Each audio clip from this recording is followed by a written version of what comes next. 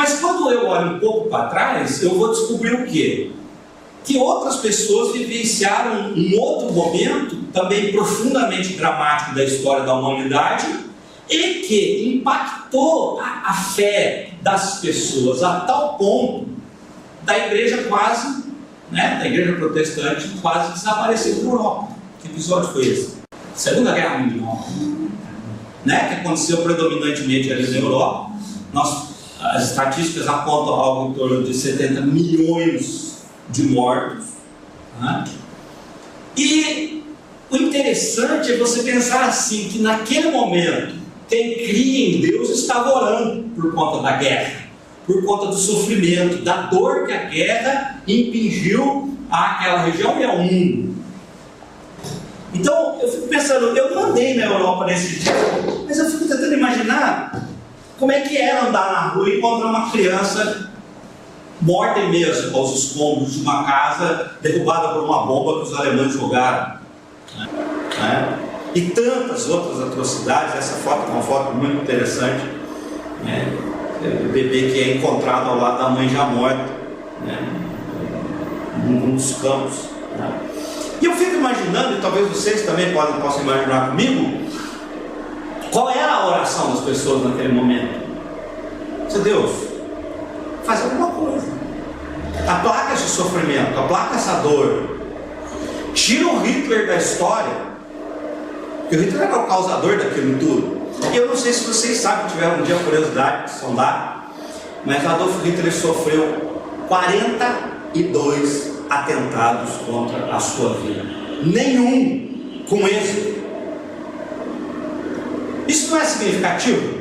Se você pensar que você tinha uma Europa inteira, gente no mundo inteiro orando, Deus acaba com isso, Deus socorre essa gente que está sofrendo, que está sendo esmagada, famílias que estão sendo, quem já tem a oportunidade de assistir os filmes, principalmente a lista de Schindler e outros, vai lembrar, os alemães, os soldados que eles separavam pais e filhos sem nenhuma dor, sem nenhum sofrimento, e você vê aquela, eu que tenho filho hoje, que aliás foi a coisa mais importante para o meu pensar teológico, foi um filho, e vocês vão entender um pouco mais para frente porque, mas eu fiquei imaginando se alguém fizesse aquilo comigo, se eu tivesse numa fila e de repente alguém pega o meu filho e simplesmente joga ele para um lado e eu para o outro, e naquele momento eu tenho a certeza que eu jamais vou ver o meu filho. Eu penso que eu não sei como ele vai ser tratado, se ele vai sofrer, porque de mim eu dou conta. A escolha de Sofia. A escolha de Sofia, exatamente, um filme maravilhoso para ser assistido. Exatamente. Então, naquele momento você fala, eu estaria orando, as pessoas ali estiveram orando, a guerra acabou em 45, eu nasci em 63, eu não vivi esse drama. Muitos viveram. Eu tomo café quase todo dia no Shopping Prado ali, e eu conheci um holandês que toma café ali, e a gente acabou. Ele foi criança na época da guerra, e as histórias que ele me conta são terríveis, de um grupo de crianças brigando por uma batata, de pessoas que pegavam a bicicleta e rodavam 50, 100 quilômetros para levar uma batata para casa. Poxa, e não tinha gente orando, e não tinha gente ali rogando a Deus por misericórdia, por socorro. E aí você olha para a história e descobre que Adolf Hitler sofreu 42 atentados contra a sua vida. Um dos atentados, Adolf Hitler viaja, faz uma viagem de avião com a bomba no colo. Ele não sabia que era uma bomba, Entregam uma bomba para ele, a bomba é programada para explodir durante o voo. Ele faz o voo todinho, desce do avião e a bomba não explode. Ele ainda descobre o atentado e ainda manda matar os autores do atentado. Do episódio que colocam a bomba no bunker, que inclusive deu origem ao filme Operação Valkyria, é muito interessante você ler a história, porque o bunker havia sido reformado e reforçado, ou seja, que era excelente com uma bomba explodir, porque era um bunker fechado, aquilo ia potencializar o poder destrutivo da bomba. Bom, por alguma razão, uma mesa é trocada naquela sala. Alguém resolve trocar a mesa de reuniões e coloca lá uma mesa de reuniões com uma tábua grossa, madeira maciça, é colocá-la naquela sala. Na ocasião em que Hitler ia lá, até o Hitler ir ali, no dia do atentado era uma mesa. No dia do atentado era uma mesa nova. E contam os historiadores que no momento em que a bomba explode, o que Hitler fez? Havia um mapa sobre a mesa. Ele se debruça sobre a mesa para apontar algo no mapa e a bomba explode. E ele só machuca as pernas. E continua a ser o patrocinador de uma tragédia, de uma das maiores tragédias que a humanidade já viu. Isso não suscita perguntas?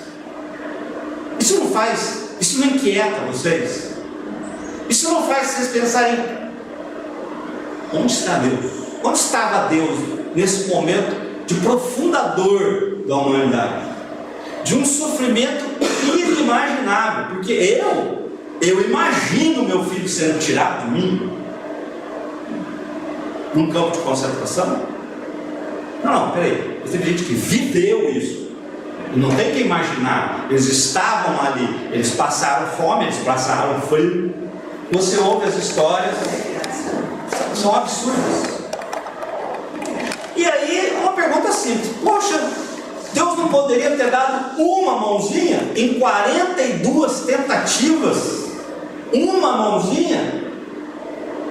Que fosse a mãozinha de não terem trocado a maldita da mesa?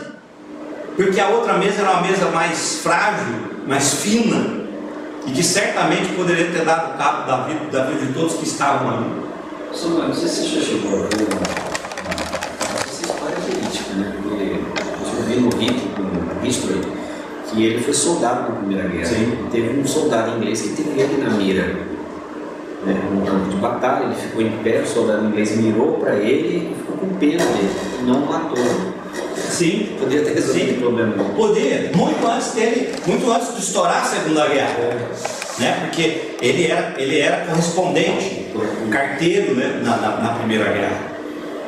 Mas enfim, o que eu quero mostrar a vocês é que é impossível, ao olhar para a história, você não se inquietar com isso, você não fazer perguntas. Logo, senão nós não podemos, de forma alguma, ter medo dos questionamentos, das perguntas, porque elas devem nos conduzir a algum lugar.